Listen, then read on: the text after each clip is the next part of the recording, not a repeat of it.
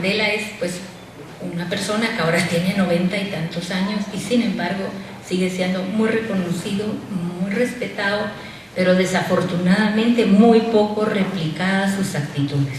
Yo creo que Guatemala, en el proceso de paz, nos faltó un Mandela, alguien que liderara hacia la reconciliación, hacia el entendimiento, hacia el camino común que nuestra patria Guatemala requiere.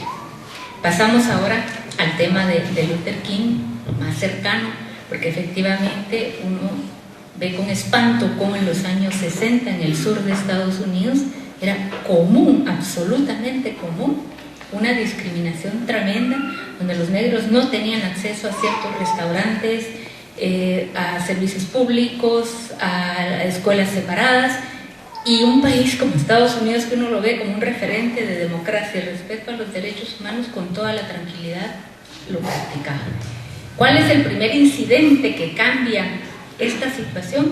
Pues una mujer que venía rendida de trabajar, me parece que era costurera, y en el pueblo Montgomery de Alabama, en el sur, se aburre de pensar que tiene que levantarse a darle paso, asiento a un blanco, porque había las primeras filas solo para blancos y las de atrás para negros, pero si entraban más blancos, los negros se tenían que levantar y darle su lugar.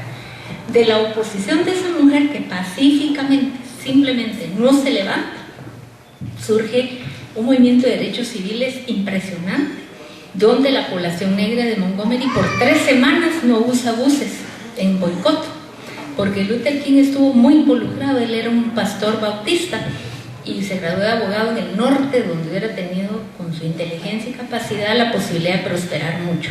Sin embargo, se siente comprometido con su gente y vuelve a trabajar al sur como pastor de una iglesia bautista. Y allí él va liderando este movimiento siempre de protesta pacífica. Una cosa donde realmente también todo el ambiente estaba, precisamente porque la juventud también estaba involucrada, y esos ánimos de reivindicar derechos por la fuerza va muy implícito, ¿verdad? Pero él logra, inspirado justamente en Gandhi, como vemos, ¿verdad? Para él Abraham Lincoln, que hizo que abolir la esclavitud y que solo operó en el norte de Estados Unidos, fueron referentes para él en su actuar. Entonces yo fui tomando algunas de las reflexiones que en el libro hay. Él gana en el año 64 el Premio Nobel de Paz. Tristemente, él solo vive del año 29 a 1968, donde es asesinado en Memphis luego de haber dado un discurso llamando justamente a el tema de la no discriminación y de actuar con mecanismos de protesta pacífica y de no violencia. Al presente, en Estados Unidos, muy cerca de su cumpleaños, el tercer lunes de enero siempre es un feriado nacional en homenaje a Luther King, como reconocimiento a una figura cimera del siglo XX, asesinado, como repito, a los 39 años. Y sin embargo, él, aquí decía, dice: por todas partes nos incitan a trabajar infatigablemente para triunfar en nuestra profesión. No todos los hombres están llamados a realizar trabajos especializados o profesionales, y pocos se elevan hasta la cima del genio en las artes y ciencias.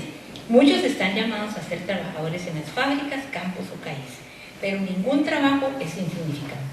Cualquier esfuerzo que eleve a la humanidad tiene dignidad e importancia, y habría que emprenderlo con gran afán de perfección. Si un hombre es barrendero, decía, tendría que barrer las calles como pintaba Miguel Ángel, como componía Beethoven en sus partituras, como escribía Shakespeare. Tendría que barrer también las calles que todos los habitantes del cielo y la tierra se detuvieran a decir: aquí vivió un barrendero que hacía el trabajo perfecto.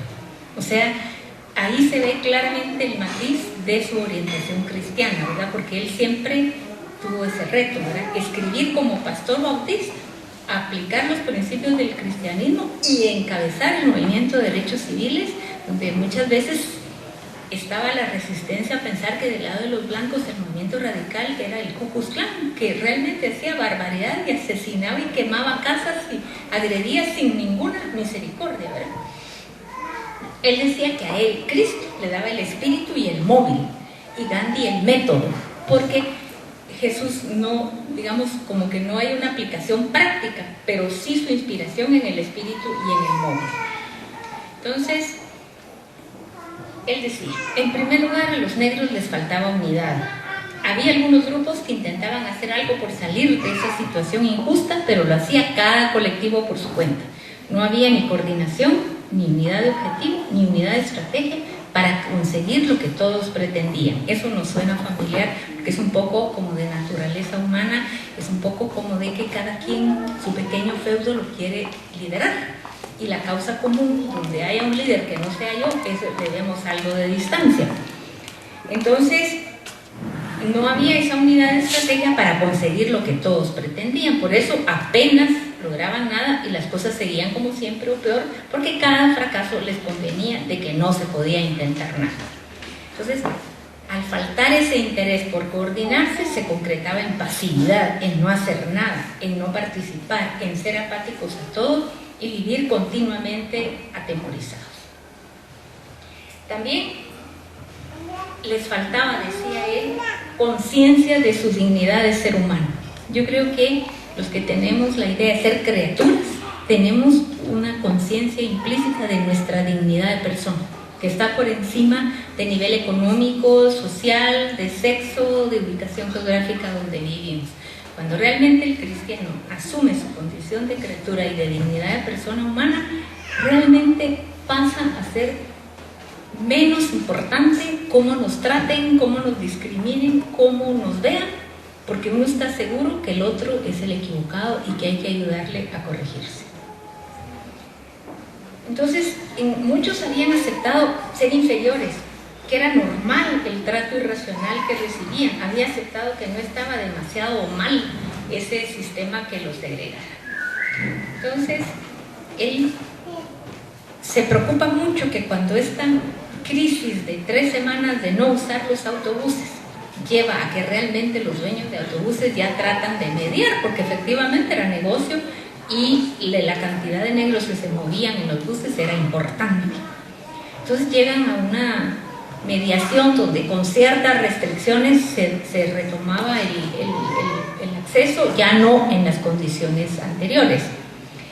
Pero empieza Luther King desde la prédica de pastor bautista y de líder social a impulsar una serie de reflexiones donde decían: la esencial medida de un hombre no es dónde se para en momentos de comodidad y conveniencia, sino dónde se para en tiempo de desafío y controversia.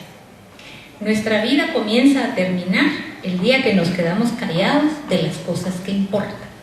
Pero una cosa era que él llamaba a pronunciarse y otra cosa era que desde la no violencia.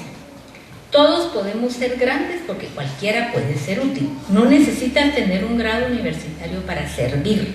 No debes hacer concordar tu sujeto y el verbo para ayudar. Solo necesitas un corazón lleno de gracia, un alma engendrada por el amor. Y dado ese retomar de las actividades que mencioné, él había logrado que se garantizara un tratamiento cortés a los negros por parte de los empleados de la compañía, que los empleados de los autobuses se asignasen de preferencia choferes negros para que pudiera haber mejor relación, ¿verdad? Pero a su vez, él tenía una fe enorme en la capacidad de reflexión del ser humano, y entonces compartía con su gente unas sugerencias. Él las llamaba sugerencias y decía, por ejemplo, no todas las personas blancas se oponen a la integración en los autobuses. Suponer la buena voluntad de la mayoría, porque eso también es cierto. Entre los blancos no todos eran Ku Klux Klan, ¿verdad? Muchos eran gentes que no estaban de acuerdo, pero que tampoco se posicionaban por esa pasividad donde es mejor que no me meto, aunque yo esté pensando que se está cometiendo una injusticia. Antes de subir al bus, haz oración para que puedas observar una conducta no violenta de palabra y obra. En todos los casos observa las ordinarias reglas de cortesía y buena educación. Sé serio pero amistoso, seguro de ti mismo pero no arrogante, alegre pero no impetuoso. Sé lo suficientemente caritativo para absolver la ira y la incomprensión hasta el punto de considerar al enemigo como amigo. Esto puede, a este siglo XXI nos puede sonar muy ingenuo, pero realmente lo que él estaba haciendo era sabiendo que había mucha gente y desde el poder incluso esperando que un negro tuviera un exabrupto, como pasó aquí en Santa Cruz Varías, ¿verdad? Qué bueno el tema de entrar al cuartel y que no pasara nada, pero sí había mucha gente que estaba esperando. Ojalá un soldado hubiera disparado y se vuelve un tema internacional de mucha confrontación hacia Guatemala.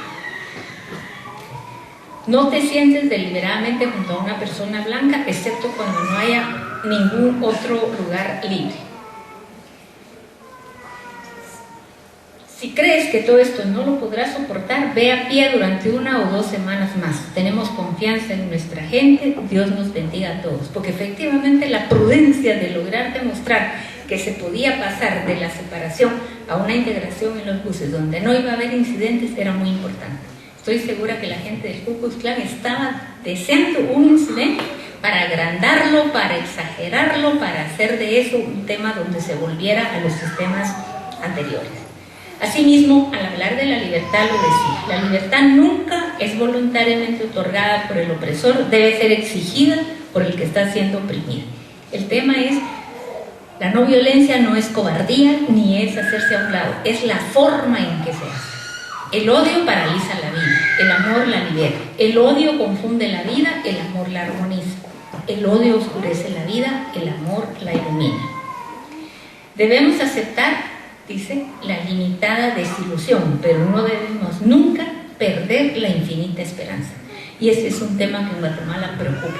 Yo diría, con respeto, quien quiera liderar algo, tiene que sembrar, iluminar e inspirar esperanza. Quien se vea muy derrotado, muy desanimado, muy desesperanzado, tiene que esperar un periodo para recuperar su alma, pero no hay derecho para que nos digan, es que mire, estamos mal, pero lo mejor es que mañana vamos a estar peor, porque a veces uno cree esos mensajes, ¿verdad?